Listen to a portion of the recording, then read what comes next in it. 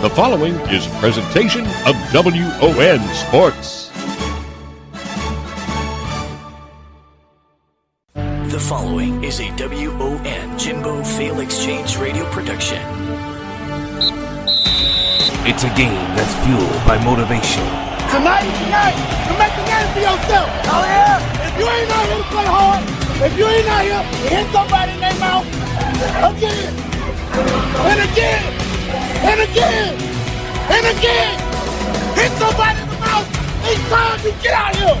Make it count. A game that's driven by determination. Who got my back? I got your back. Who got my back? I got your back. From WON Sports, in association with Arena Football Talk, this is AFT Buzz, presented by Arena Football Talk. Hello there, everybody. My name is Bryce Burge. I'm your host for this week and every week here on AFT Buzz, presented by ArenaFootballTalk.com. As your host, we'll be doing some interesting things today that you don't typically want to do, but that's typically how things end up on this show. The back end of the show is going to be a repeat of the interview that I did with Kenny McIntyre. The beleaguered, I think, is going to be the term that I use. Owner, potential owner, former owner, not sure. It's still up in the air despite some pretty vague NAL press releases about ownership changes. Nate Sterling now owns it. Ben Bartlett's their new coach. But we'll see how it goes from there. That's going to be the last two segments of the show. I think the first segment of the show undoubtedly has to be the massive decision that was made by the Arena Football League to change things up and to immediately cut all or immediately cease all operations at the local level. That means that the league office is still running. All those people in the league office are still there. What it means, though, is that all the players, all the coaches, all the team-specific administration staff, the people that do your game day operations, the people that do your pushing for ad sales, the ones that are doing the equipment managing, all of that now is gone. You don't have that anymore at the local levels, whether that is Atlantic City or Philadelphia, or Albany or Columbus. It doesn't matter at this point. All of these local organizations are shut down, and they may or may not ever reopen. Now, this is a pretty big deal. It's gotten a lot of national coverage based on the fact that this league is shutting down. That isn't wholly accurate. I think that's the fandom really screwing up what business-supported aspects are involved in this case. It's the thing that kind of killed off the CIF and NAL partnership, was calling it the wrong thing. Well, there's a lot less faith in the AFL right now because people are calling it the wrong thing. That being said, it's scary times for the AFL. They've got a major lawsuit, and I'm going to bring that up in the second segment because that's going to be the best place for it. But right now, there are a lot of people that don't have jobs. Coaches, players, that kind of thing. We know that there's a couple of expansion or relocation teams that are popping up for the NAL. We know that there's some teams that are improving over on the IFL side. There's always a couple of CIF standouts that you can, if you want to go back to the CIF, you could do that too. All these things are possible for these players. But I think the coaches are really kind of the big issue. You have a lot of name brand, big league coaches that were trying to make a career out of things. Guys like Ron James, which had come back to coach at Atlantic City, and now they're without a job again. Are they going to go to the NAL? Are they going to go to the IFL? There's a big difference right now. I'm not really sure how that's going to play out. But for us right now, as fans, as reporters, everything else, there's a significant loss of culture. Something that the NAL and the IFL will never, ever be able to do. And it's not because they won't put out a good product, and it's not because they're not respectful to the scene. But there's something about seeing the nets, and there's something about having that AFL branding. And those things are considerable for both the fan base that is confused by some of the smaller leagues that pop up, as well as the clout and the history. There were a number of NAL players that played in the AFL as backups this last year. There were a number of players from the NAL that were able to be in the XFL draft pool. Same thing with the IFL. It is a completely different ball game when you think about adding that clout, adding that extra pay, adding a players' union, that kind of thing, to maintain and retain talent. Without the AFL, or if the AFL goes to what they're projecting to now, which is travel teams, and kind of doing it sort of like what the CAFL is doing in a lot of ways, you basically pop up at location 1 and you pop up at location 2 and then playoffs, or what the Big Three is doing where your teams don't have a home base anymore and there's just a bunch of games. But that doesn't make a whole lot of sense right now. If you want to go the Harlem Globetrotters route, you go the Harlem Globetrotters route. You have 2 teams, one team always loses, and you have a whole bunch of extra random things that just add into it. How the heck are you going to get multiple football games going on at the same time? How are you going to get double headers in places? It's not going to happen. You can force it with basketball because of the way that the timing system works in the Big Three. You're not going to be able to do that in football. And that's what they've been pushing, is that, if the AFL comes back, it's going to be a travel league scenario. It's not going to be the Philadelphia Soul. It's going to be the Soul. It's going to be like Slam Ball is. Is because it's still going pretty popular. It's a pretty popular thing when you think about it when you go over to Southeast Asia. But it's going to be like the Legends Football League and what the women are doing in that league. They have a couple of sets of pads and then they share the pads because they're cleaned after every game. There's a reason why you don't have every game going on every week in that league. They only play twice a month. It's because they've only got 2 sets of gear that they just rotate between everybody. If the AFL goes to that level, I don't know how you can show any sort of respect to it. I don't know how you can get any kind of thought process involved with putting the nets up and taking them down all the time. I don't get where you can go about this in terms of having any clout or records or anything like that. I don't know how you establish a fan base or maintain a fan base, because that down-home aspect is big. And here's the most important part of it. How much are you going to pay these players to go on the road with you every weekend? You don't have the money for that as is. Especially now when you have this $2.5 million lawsuit.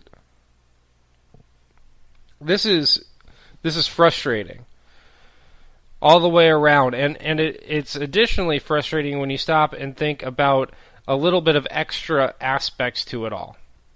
Those aspects we talked about. We talked about the history. We talked about the culture. We talked about all that other kind of stuff. But here's one that I want to really kind of end this segment on.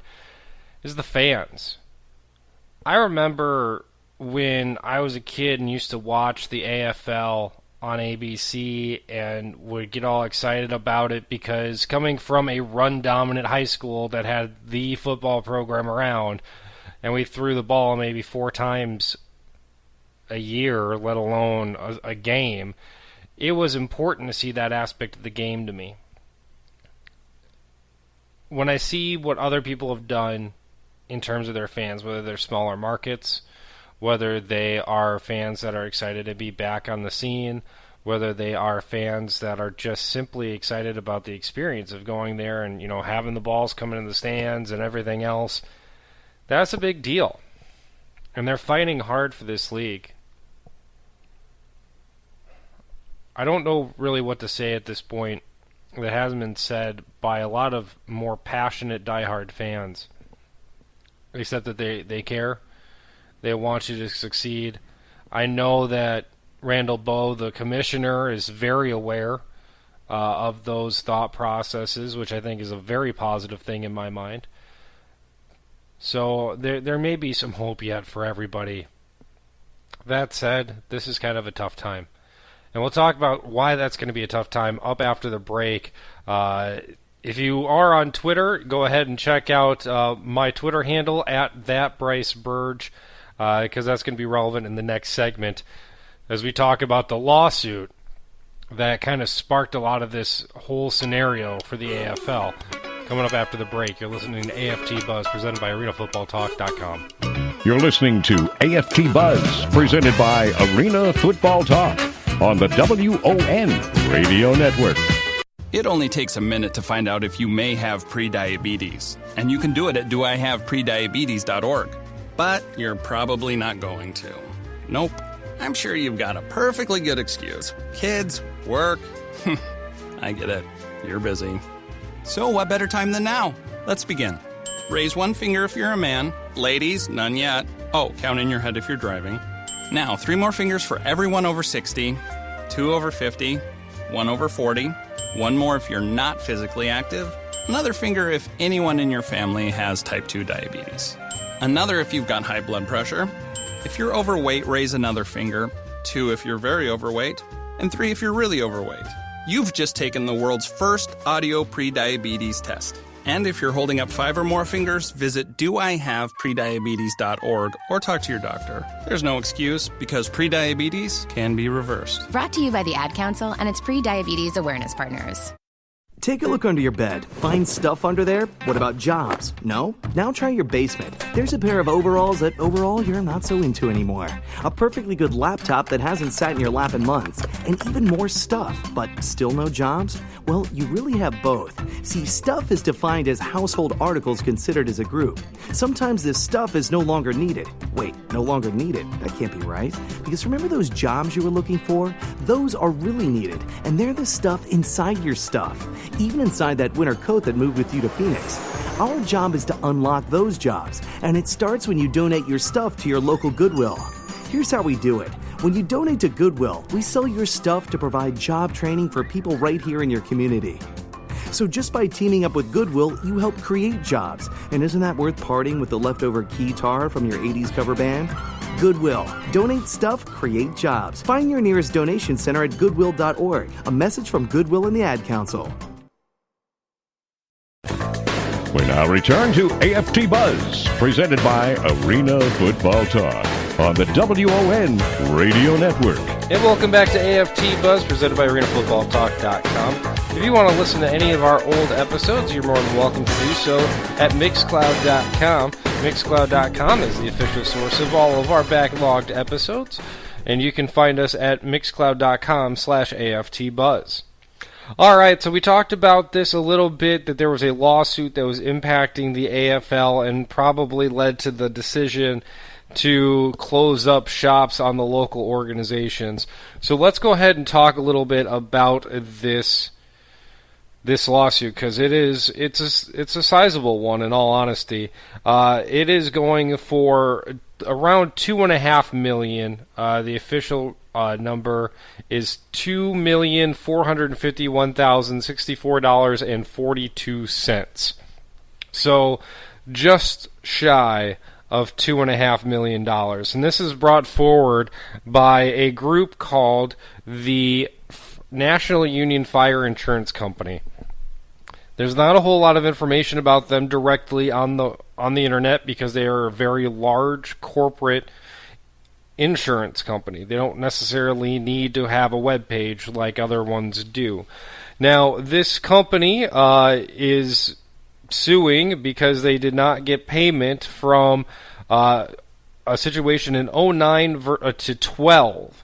That would be the Jerry Kurtz's stage. But when he left and Scott Patera was around, that definitely shows when and where some of these contracts would have been held responsible for different aspects, which is a little confusing. So that kind of goes back to how everything is set up, because even though that it was initially a Kurz and then a Butera and now it's a Bo kind of scenario, it definitely has the same company, the same Arena Football 1 that goes throughout, which causes a big complication for things and still leaves the AFL liable for these issues.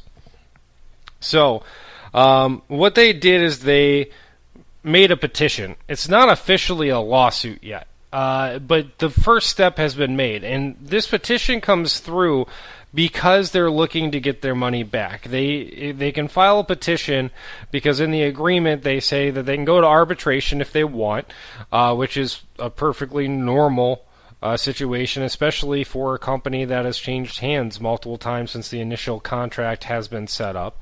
But in this case, what is different about it is that they have deadlines on things for basically forcing the AFL to respond.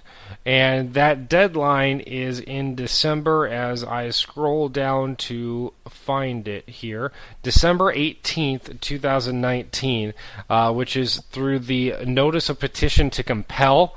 It is one of the extra aspects of the lawsuit and the petition that were filed at the same time.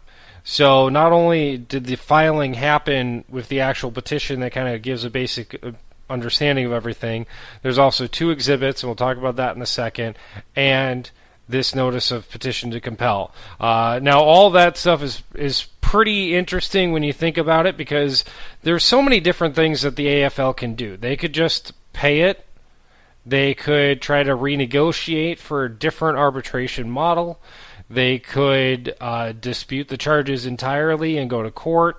What they choose to do, I think they'll be straightforward with it. But the thing is that they've got plenty of time to stop and think, to figure out what they want to do and refer to their lawyers in this situation. What I do think is a little frustrating is that with this, there seems to be a lot of people that are doubting the AFL because they're seeing that the closure of the 6 localized organizational hubs that were closed down, the front offices for the 6 teams, was a knee-jerk reaction. And I'll tell you a little bit here as we go down this listing why I don't think that's necessarily a fair comment.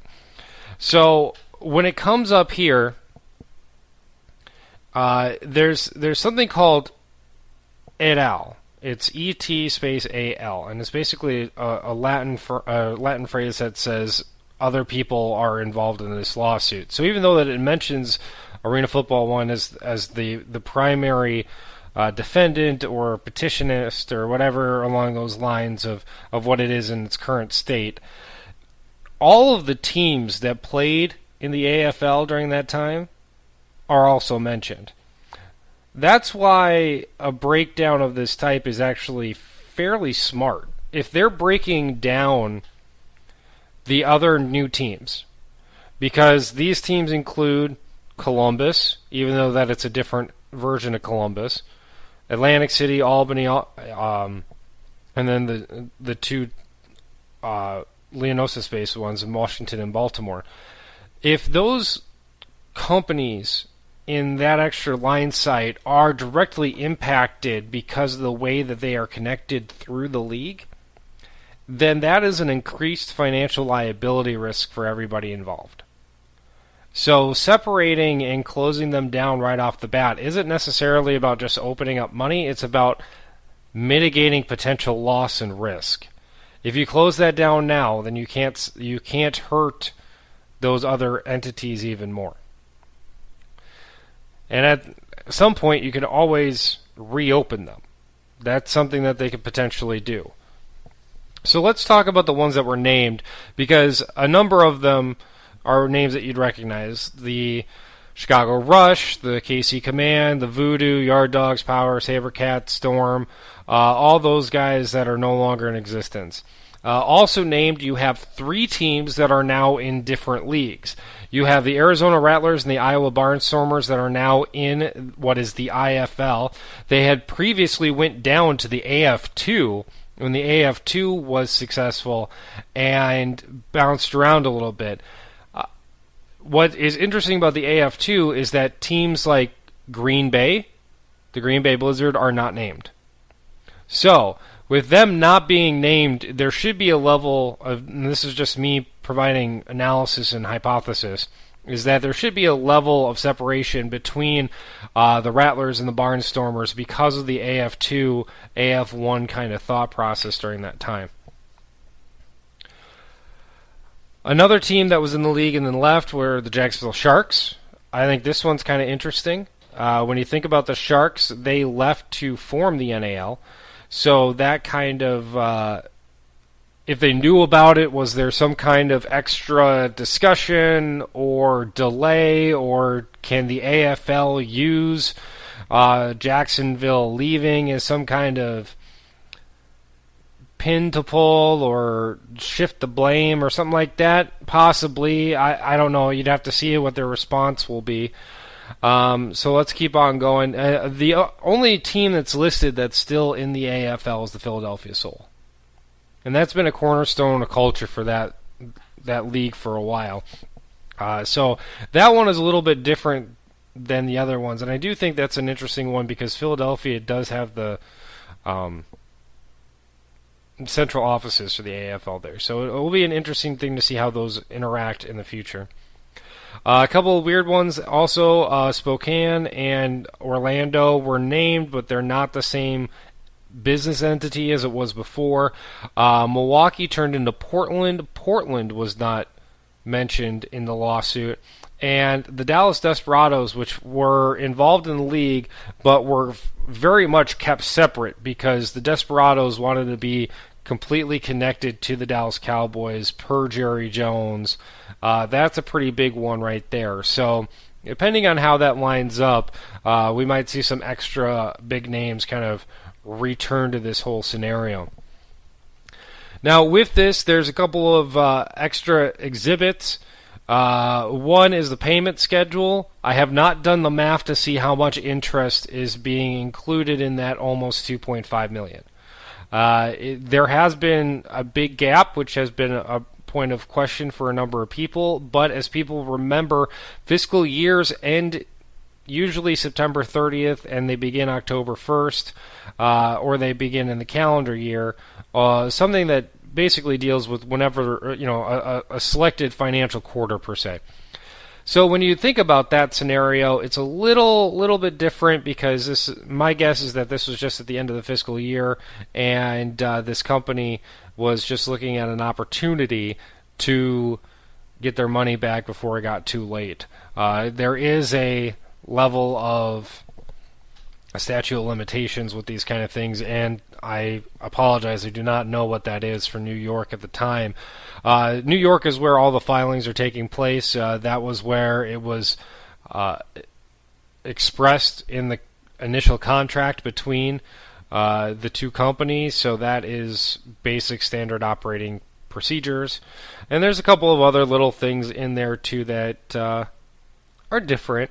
In New York, they have something about an addendum for the commercial division notification, which is basically just a form to notify a different part of the New York state government that this is going through. From what I've learned after the fact, it helps with tax issues. There's a notice of petition, which means that basically, like, if somebody were to go up and say, "Sir, you've been served," then that's pretty much what it is. It's like somebody has tried to serve these organizations. I do know that one thing that I think is going to throw off some people is that in that extra part where all the different people were named and all the teams were named, there are 10 John Does. I know that there are some people questioning whether those John Does are league officials or not. Again, purely speculating on this one, is that I'm guessing that they're officials. league officials that are referees. To clarify, referees are out on the field. They have a possibility of having an injury claim or to be protected by the injury claims that workman's comp would have. The nature of the policy itself is not about indemnification issues or anything like that or board procedures. This is about workman's compensation, which happens when somebody gets injured on the job. So my guess is that this is officials and referees, not board members or anything like that. So we'll see how that comes about, if that becomes an issue later on. But I do know that that was a point that people were sending private messages on Twitter about. If you want to learn more about this situation, go ahead and follow me on Twitter at @ThatBryceBurge. Bryce is spelled with an I. Burge is spelled like burger, but without the last R. There's a thread there that from October 29th that has a pretty good breakdown on everything so far. So that's it for that issue. We may come back to it again as we get more information, but that's kind of a crash course in it. Again, business law is not necessarily the strongest thing that indoor and arena football fans are abreast on. So hopefully this was a good crash course for everything. We'll come back, and then when we return, we'll have the Kenny McIntyre interview from last Sunday's episode of AFN Live. You're listening to AFT Buzz, presented by Arena Football Talk on the WON Radio Network. 180 over 111, and I had a stroke. When I woke up, I couldn't speak or walk. 145 over 92, and then I had a heart attack. 182 over 100, and I had a heart attack and a cardiac arrest, and then a stroke. Everything changed. It felt like my life was over. This is what high blood pressure sounds like. You might not feel its symptoms, but the results from a heart attack or stroke are far from invisible or silent. 150 over 90, and I had a stroke. If I would have followed a treatment plan, I would not be in this situation. 180 over 110, and I had a stroke. And I'm 33, so I never see this coming. If you've come off your treatment plan, get back on it, or talk with your doctor to create an exercise, diet, and medication plan that works for you. Go to loweryourhbp.org. Head to toe, everything's changed. Head to toe. Brought to you by the American Heart Association, American Medical Association, and the Ad Council. No word in the English language is less convincing than probably. Are you sure we should get matching tattoos on our first date? Sure. We'll probably stay together. Probably? It's been 23 minutes since I ate. I can probably swim. You should wait 30 minutes. Okay, now tell me what to do. Cannonball! Cramp! Oh, I have a cramp. I can probably hit the green from here. Probably. Can I get a mulligan? Ready to go? Hey, are you sure you're okay to drive? Yeah, I'm pretty sober. Yeah, I'm probably okay. Probably okay isn't okay, especially when it comes to drinking and driving. If you're drinking, call a cab, a car, or a friend. Buzzed driving is drunk driving. A message brought to you by NHTSA and the Ad Council. We now return to AFT Buzz, presented by Arena Football Talk on the WON Radio Network. And welcome back to AFT Buzz. My name is Bryce Burge. I'm your host. But for those that don't know, I do other things. I know when this show first started off, I was doing a soccer podcast and stuff like that, and now things have kind of changed around a little bit, and now I focus on football, but I occasionally stop by AFN Live, which is part of the Alternative Football News Network, on Sundays, is try to give extra analysis to the guys on the indoor game. I also provide a lot of legal analysis and a lot of extra information in regards to that when dealing with different situations. So when they got Kenny McIntyre, the disputed, I guess, would probably be the best term to use, especially with new news coming out of Orlando, rather, that Sterling has been able to buy the rest of the team. This is definitely an interesting situation, and I expect it to keep on going along. But that being said, the best way to hear about all the problems that have been happening in Orlando is best to be heard from him. He dodges some questions. He opens up about others. He deferred altogether on even more based on potential legal situations. So there will be some stuff that you can learn, especially when you're in the circles and everything. But for others, I think it's just a basic crash course because this was an ongoing situation. And I know for me personally, when I was very concerned about credit card charges popping up one way or the other, I'm glad that I got the opportunity to ask. Now, this interview went for about 25 minutes, so I split this up between two segments. And the first half of this segment will go basically just the first part of that interview, and next segment, wrapping up the show, we'll have the rest of the interview. Here is Kenny McIntyre and my interview from AFN Live on last Sunday night. Hello, everybody. How are you guys doing? I'm good. Good. It's good to have you here. I'm glad to get a chance to talk to you. I know that it's definitely kind of been an interesting, all up in the air scenario for everybody, including just the organization as a whole, because the latest NAL press release that talked about the ownership of the Orlando Predators was pretty vague. It didn't really give a whole lot of explanation of what was going on with the situation with the ownership, just that there were changes. And just to kind of start off, Kenny, what is the ownership status for you, and just a breakdown of the team right now? Well, I can't say too much because we going through my lawyer, and I and a couple other people don't want me to say too much, but like you alluded to a couple seconds ago, that it is very, very vague, and I'll just leave it at that. More information will come this week. I can promise you that from my side, and we'll just go from there. Okay, but all right, so. With that, you've made mention that there's lawyers and there's sides and everything like that. This is kind of a stressful situation for everybody.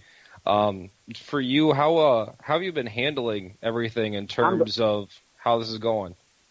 I'm good. I'm not a big social media person. I understand that everybody is social media crazy, and if someone makes a statement or say something about people go crazy to make comments. They don't get the facts.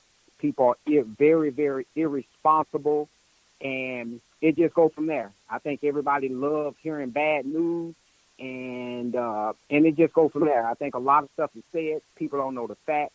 People just go one side and go from there. A lot of stuff is misleading, and don't get me wrong. Will I take the blame on all this? I surely will. I won't throw anybody on the bus. That is not my MO. I won't throw no owners on the bus. I won't throw the NAL under the bus. I won't throw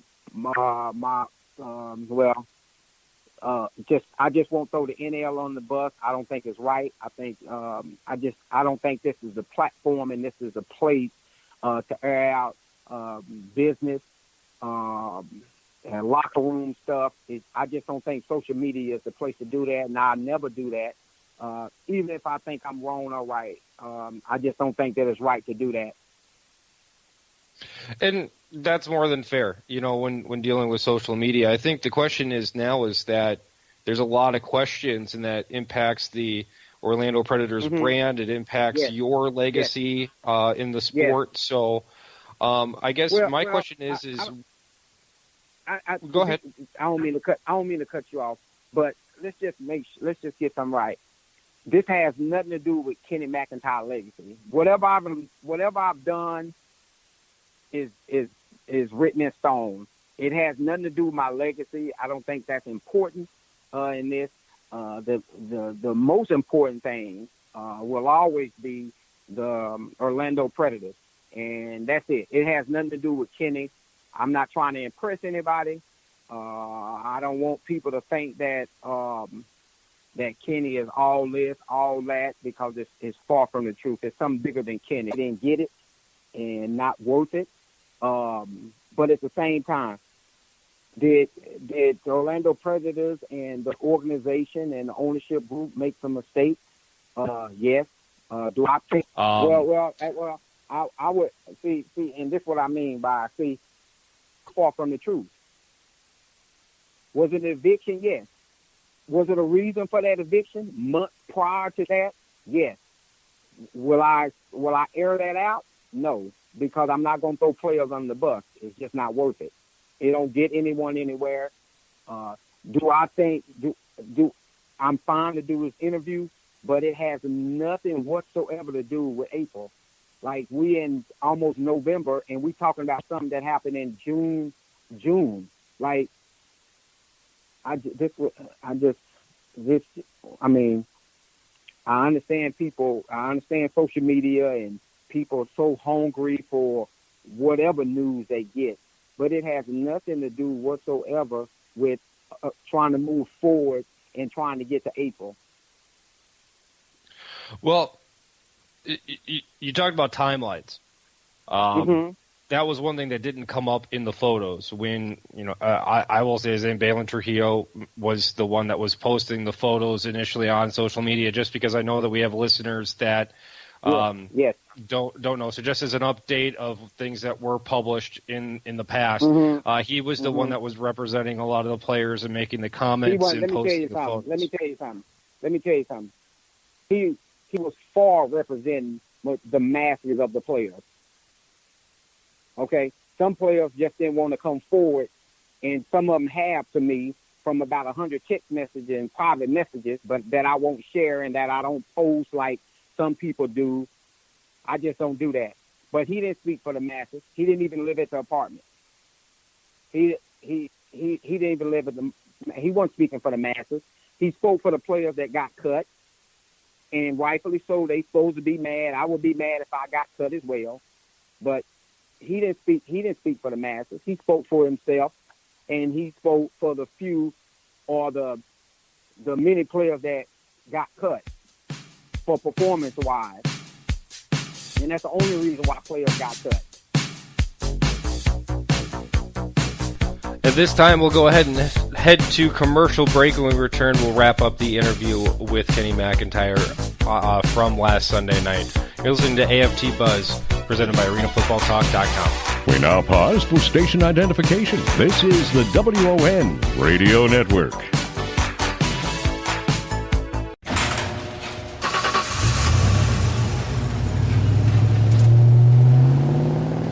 I spend a lot of time in the garage, but even more time in the rain, sleet, and mud.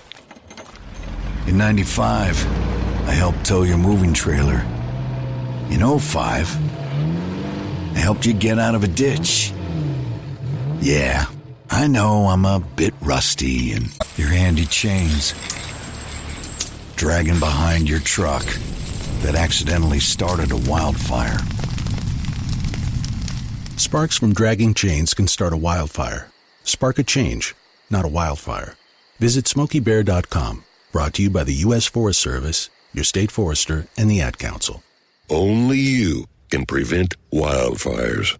Hey, y'all, Jeff Foxworthy here. Now, if you've ever found yourself repeating the same thing over and over for 75 years, you might be Smokey Bear. Only you can prevent wildfires. That's why I'm filling in for Smokey to switch things up, because there's a lot more to say. And I should know because my grandfather was a firefighter. And one of the things he taught me is that the people that love the outdoors the most are often the ones accidentally starting wildfires, which means always BYOB. No, bring your own bucket to the campfire. And be extra careful with things like burning yard trimmings. Don't just walk away, or chances are you might be starting a wildfire. So for the love of the outdoors, go to SmokeyBear.com to learn more about wildfire prevention. Brought to you by the U.S. Forest Service, your state forester, and the Ad Council. We now return to AFT Buzz, presented by Arena Football Talk on the WON Radio Network. Welcome back to AFT Buzz, presented by ArenaFootballTalk.com. We're going to go right back into the second half of the interview with Kenny McIntyre when he was on AFN Live with myself as the interviewer. I do think it is important, especially with the new revelations coming out of Orlando, that this interview be held in its entirety. But as a note for time constraints, the ending of the outro, per se, of him saying goodbye and thank you and everything like that was edited for time.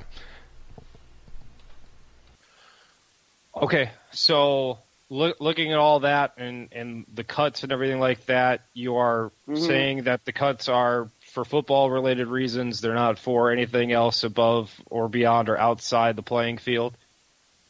Listen. Okay. I don't know any of these players.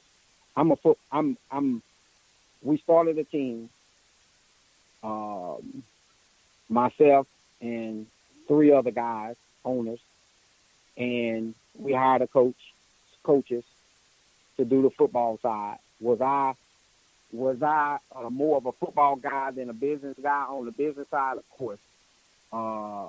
Did players get cut because of performance and that we was 2-12? Yes. And if a player got cut for other reasons besides football players, that player those particular players know why they got cut. Will I say why they got cut and throw them on the bus? No, I don't think it's worth it, and I don't think that it's necessary. Let's expand on that just a little bit. You talked a little bit about being more of a football guy than a business guy. This is an expansion franchise, and I guarantee you that there are a number of fans that do not understand what an expansion takes to get things started up and everything. Tell us a little bit about starting this franchise up and understanding how you set up the business to be successful. Let's just say that it's we live. Let's just put it like this.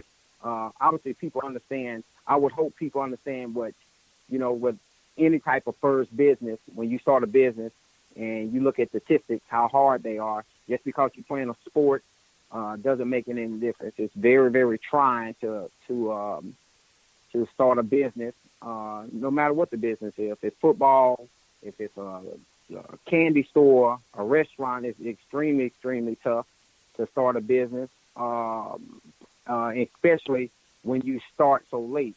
The season kicked off in April. We didn't get approved until almost February, January. So we talking about a month, 2 months to start selling sponsorships, started selling tickets, putting the staff together, getting players, getting coaches, where all the players already been signed. So, and if you're trying to do everything the right way, where you don't pay players, because I understand, everybody understand players get paid extra, players get this and all that kind of stuff, and I'm all for players getting paid extra. I used to be a player. At that time, we didn't have to get paid extra because we got paid very handsomely. So, but at the same time, I have no problem with players getting paid, extra and all that kind of stuff. But we were in no position to do that. So we had to sign as we had to sign. And obviously the record indicated that.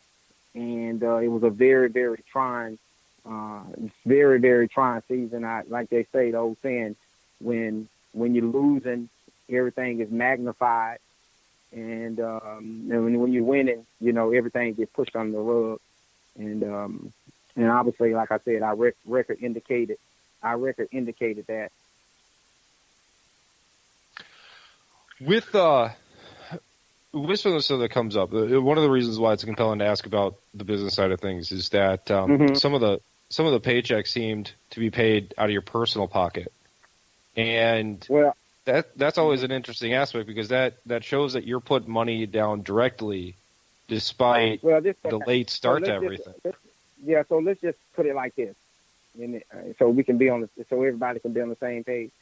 When you run out of money, when you run out of business money, and if you have to pay players, you have to do what you have to do. If you got to pay players out of your pocket, or you have to play players, you have to do what you have to do to make sure the players get paid. That's one thing I didn't like, where people assume that players didn't get paid. Now, when people allude to players didn't get paid. So maybe this would happen sometimes. So if a player's paycheck was on Tuesday, sometimes maybe players didn't get paid to Thursday. But it's not one player that can say that every player is not paid up to date from when the season was over with, except a couple players that was on IR. That's it. So that's kind of like bothered me and stuff like that. And people went on with that story, and I didn't like, because I used to be a player myself. So that kind of bothered me and stuff like that. But it is what it is. I understand social media. I understand what it's about, and it is what it is. How much money did you spend on salaries? I don't want no comment. Okay. I think everybody know what NAL players get a week. So you talked about paying out of pocket for that stuff. You also made a mention about if you don't have business money, are all other bills in the financial stability of the Predators set? Amway centers paid off. All your staff members paid off. I will let the NAL comment on that. Since they supposedly got a new ownership group, I'll let them comment on that. Okay. Okay. One aspect that, and this will probably be the last thing I bring up about the past stuff, but no problem. One thing that really stood out to me was something that didn't deal with the players. It dealt with a credit card charge. And the team's official transportation sponsor, Apollo's Chariots, had a credit card charge related to ticket sales. It was brought forward as part of the mass documentation dump that people buying tickets for the Orlando Predators actually had their credit card charge run through the official team transportation company. It didn't go through the Orlando Predators. Did you see that report at all? No. Do you have any idea why that would have been set up like that? No comment on that. That's another one you can ask NAL. Does the NAL deal with the credit card charges, or does the team deal with those? NAL can answer that question since they supposedly got a new ownership group. Okay. Yep. All right. So, new ownership group, all this stuff, all the timelines. You said something about more information coming out this week. One of the things that's got to be difficult is how do you plan for next season at this point? Well, the one thing that fortunate is that we already laid the foundation. The Predators been here before. The Predators been here before. So, like I said, the first year was extremely, extremely tough because the Predators, was dormant for 2.5 years. Well, 2 years, excuse me. And so we'll see. Like I said, we'll see what happens, man, in this next week. This next week gonna be huge. Moving forward, is there some challenging obstacles ahead of us here in Orlando? Well, ahead, yes. But like I said, we'll see what happens in this next week. I've learned a lot from people. There's a lot of backstabbing in this league. It's a lot of backstabbing that I never thought. that I have to say, but you know, some people that think the green is grass is green on the other side. You know, we'll see how green that grass is in these next coming days. Do you feel like this is going to be similar to last year? I mean, because Orlando was like the worst kept secret with the way that it kind of was announced. There's a lot of people that knew the team was coming, but there was a lot of speculation and rumors about the Bushi's influence on the team or anything like that. Well, this is what it is. This is why it was so gray and cloudy at the beginning, if it was coming back and this like that, because everybody tried to have their hand in the pot, and I just leave it at that. We could have made the announcement. We could have made the announcement in November or December, to be honest with you. You know. Interesting. I mean that's kind of the thing, because the NAL has two new teams coming in with the Flight. Supposedly, so what those AAL teams? Yes, the New Jersey Flight and the West Virginia Rough Riders. Yeah, I'll let them. Yeah, we'll see. We'll see, and I wish. Hey, I just hope everything works out for the players and for arena football. And like I said, I've been told by my attorney not to say too much, and it's so unfortunate because I want to say so much, but I can't, and because I'm a straight shooter. I like telling what's on my mind, and I can't. About the NAL, about certain people, and I just can't do it because it's just not the makeup, and that's why I haven't thus far. But we'll let everything pan out, and I wish the arena football, NAL, AAL, IFL, all those leagues the best of luck. The arena football in itself is a beautiful sport. I love it. And we'll just go from there. One last question that I got to ask though, because this is one that you can ask straightforward, is okay. Orlando. Orlando's had such a rough time with everything, with either the slice, the UCF, or what happened with the Apollos and the AAF. You know, how do you go about helping heal that football community in Orlando, because they've gotten the wrong end of the stick a lot of times. Yeah, I don't. So let's get some. Orlando don't need to be healed. Okay, we don't need to feel sorry for Orlando. It's not that. And that's the only one I can speak for, because I wasn't in the Apollos or anything like that. I've been surrounded with arena football, and that's it. I know the Predators was here from 1992 or 93 all the way up in 2008. The market went bad. The economy went bad, and they folded for a year. They came back in 2010 with a new economic model from 2000 to 2016. In between moving 1 year or maybe 1 year to UCF. A lot of fans didn't like it. A lot of sponsorship. A lot of sponsors didn't like it. Being out of UCF, the corporate sponsorships were bad out of UCF. It didn't work.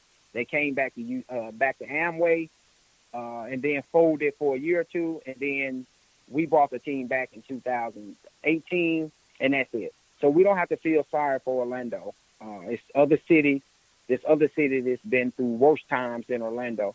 All we got to do is make a decision if we're going to be here in Orlando, and we'll go from there. It's not as bad as most people read or think. That's good to know. That's firsthand information about Central Florida football that most of us don't have. So, all right.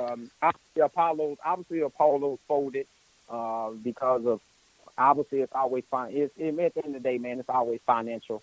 It's always about the financials. At the end of the day, it's always about the money. But Orlando will survive, I hope. And we'll go from there. Like I said, we'll see what's going on these next couple of days. So make sure your listeners and everybody stay around your phones like always. And before everybody comment, make sure you get your facts, and we'll go from there. As far as facts go, is there any specific format that you plan on releasing information as this court stuff develops? Well, we'll just see. I can promise you this: we'll get a more clear hand about this Orlando situation, and some other things about the leadership with the NAL, and I'll just leave it at that. All right. Or lack thereof. That will do it for us this week here on AFT Buzz. I want to thank everybody back at 920 WON Sports for their post-production work and producing, especially Jonathan Rios for his consistent work on this program. Next week, we'll talk about some of the other things. Hopefully, we'll talk a little bit more about the actual gameplay and some of the signings. But until then, I'm Bryce Burge. You can find me on Twitter at @BryceBurge. Have a good week, everybody. We hope you enjoyed this week's edition of AFT Buzz. This is your announcer, Dex Rose, speaking. This program has been presented by Arena Football Talk. The executive producer for AFT Buzz is Jonathan Rios. The presentation has been edited and produced by Jonathan Rios and Ricardo Reyes. AFT Buzz has been a Jimbo Fail Exchange production in association with Arena Football Talk.